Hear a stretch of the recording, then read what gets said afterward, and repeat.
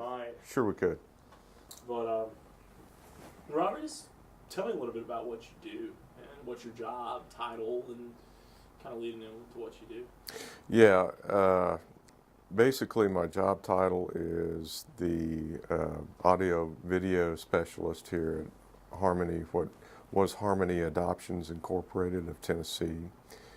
And I say was, we recently renamed ourselves to be more consistent with what we do as an agency. Harmony Family Center is now the title. So a huge piece of what I do for the agency is I interview children who are in state custody.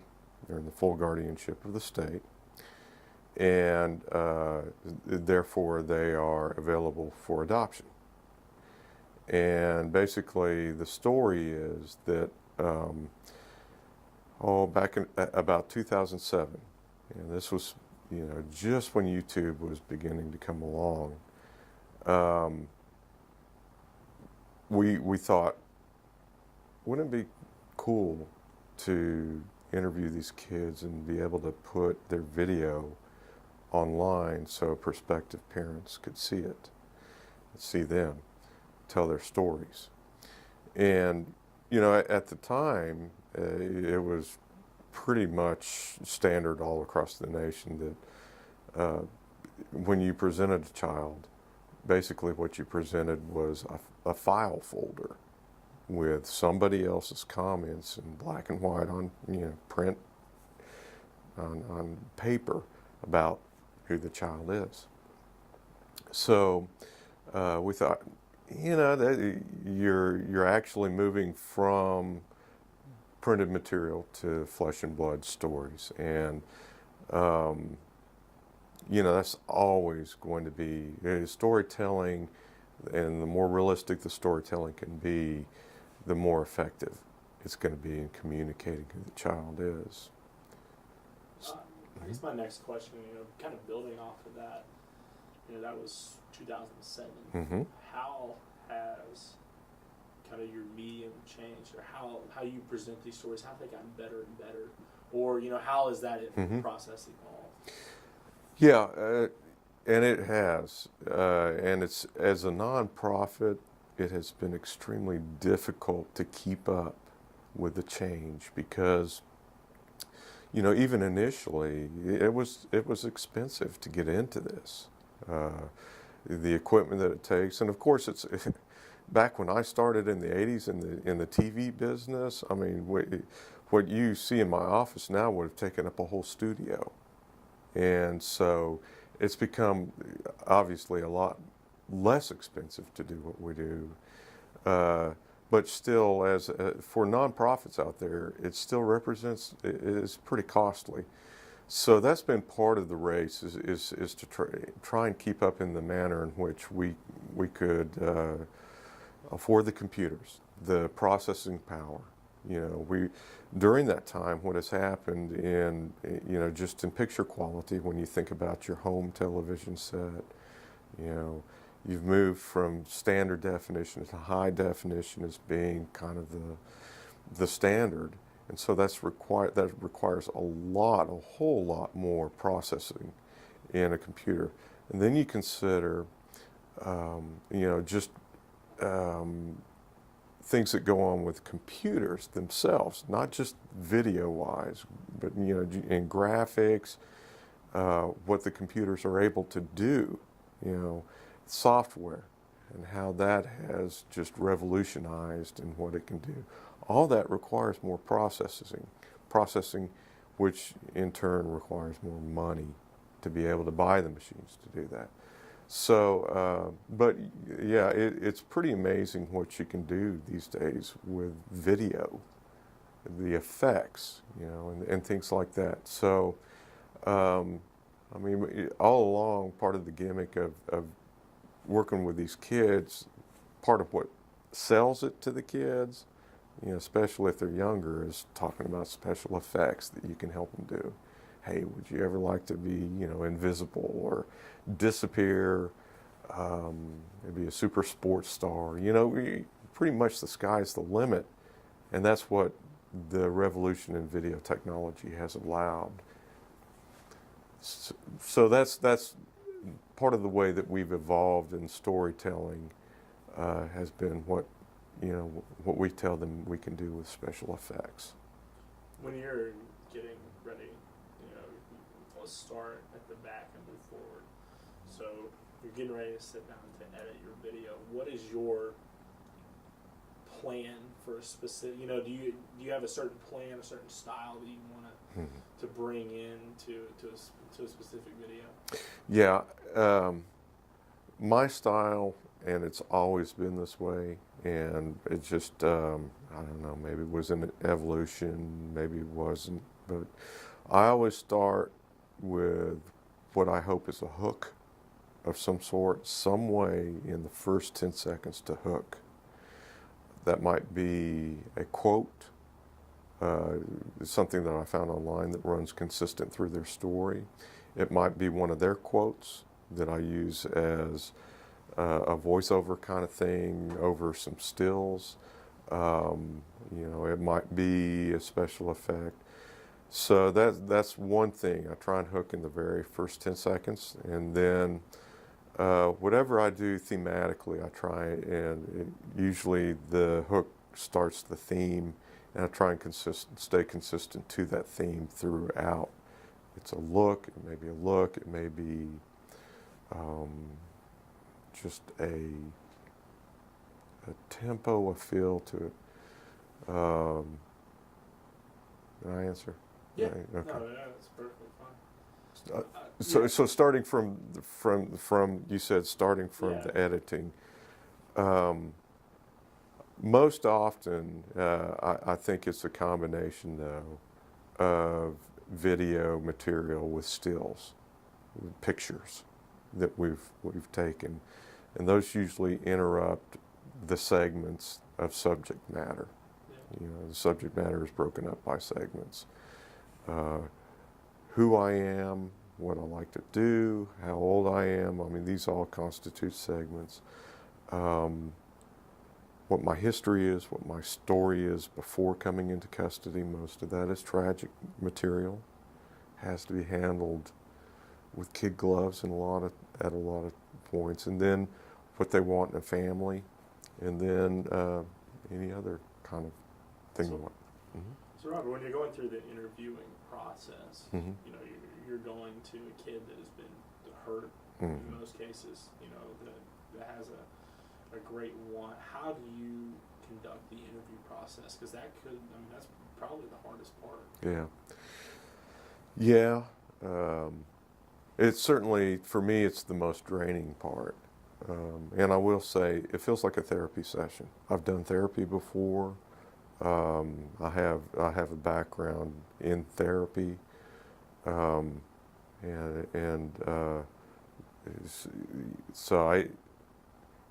it feels like that. So we've drawn up a list of questions that we felt were appropriate, that gave a structure to these videos, and so I use those kind of as a scaffolding, but oftentimes it really does. It feels more like a therapy session than it does just asking questions, because you've got to kind of go where they go when you interview, with a mind to what your map is, but you got to know the map pretty well, or they're going to pick up on it not being authentic. And once your interviewee picks up on the fact that these questions are not authentic, the interviewer isn't authentic in the midst of that, then you're starting to lose good content. And also, I guess, maybe, it seems to me that it's kind of a delicate balance between true storytelling and advertising. Yeah, it is. And we've always worked very, very hard to walk that line. We do not want to take, we don't and that was one of the mottos. I'm trying to remember. One of the phrases when we started out was, I mean, it was something like not taking advantage of the situation, but I can't remember what the phrase was. That was that was before I had kids, and I've lost my memory from kids. But really, it still stays at the forefront of what we do. I mean, you got to put these kids have come from the worst places and have come with the worst deck dealt them. Therefore, we've got to put their best foot forward in it for them. And every time, man, every time that I leave after an interview is over, shake a hand and say, I'm going to take care of you. And I'm genuine in saying that. I take very seriously having their image and their words because I am a part of the state system that's the surrogate parent for them. Robert, you mentioned having a background in television. Mm-hmm. What brought you into working for a nonprofit? Yeah, that's a long story. My undergraduate was in radio, TV, film at Texas Christian University, and I actually started out in high school at a magnet school doing the same thing in high school. So I didn't like the cutthroat nature of the industry, and I was in a market in Dallas-Fort Worth that was a very, very competitive market, and I just didn't like. I didn't like the glitz, the do or die kind of part of that. So I also had an interest in religion, and ended up in graduate school getting my Master's of Divinity. So I spent some time in church ministry, evolved into hospital chaplaincy. That's where I picked up a lot of my therapeutic training. And so, this job that I'm doing is kind of merging that background together. And that's how I ended up in a roundabout way doing what I'm doing with a nonprofit now.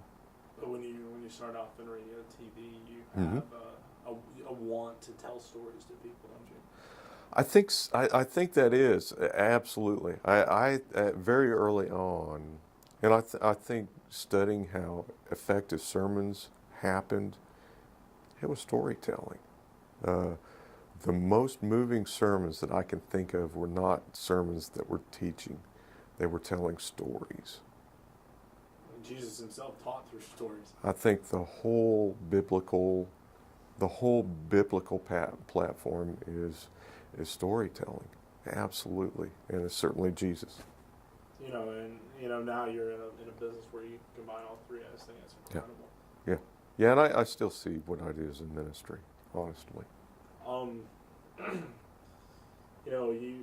talk about technology. How have you used different? Is there a way that you've used, say, different web formats or web platforms to kind of send your stories out? Yeah, first and foremost, well, for the time, it was, you developed a website, and then people would be channeled through inquiries to, a website that we operated for the state.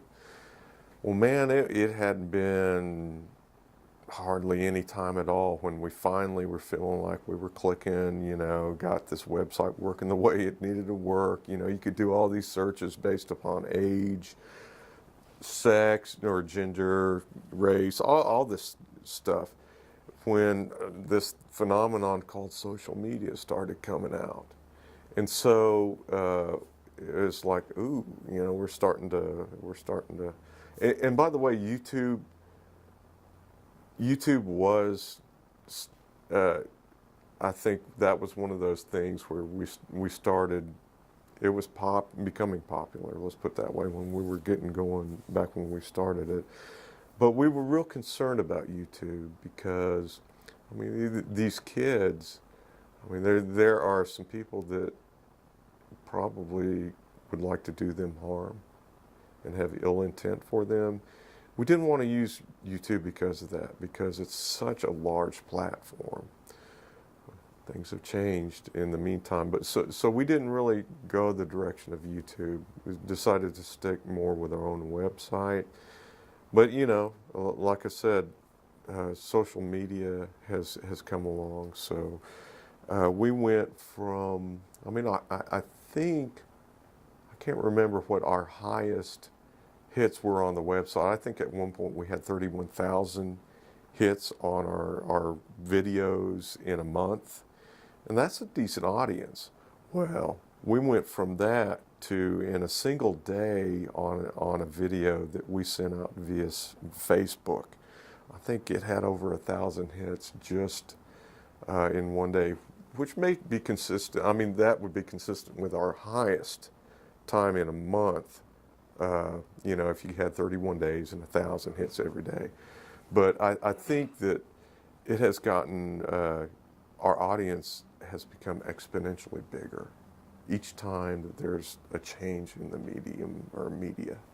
You mentioned earlier that when you're leaving an interview, Mm-hmm. do you want to you shake the kid's hand and say, "I'm going to Mm-hmm. help you." Mm-hmm. What is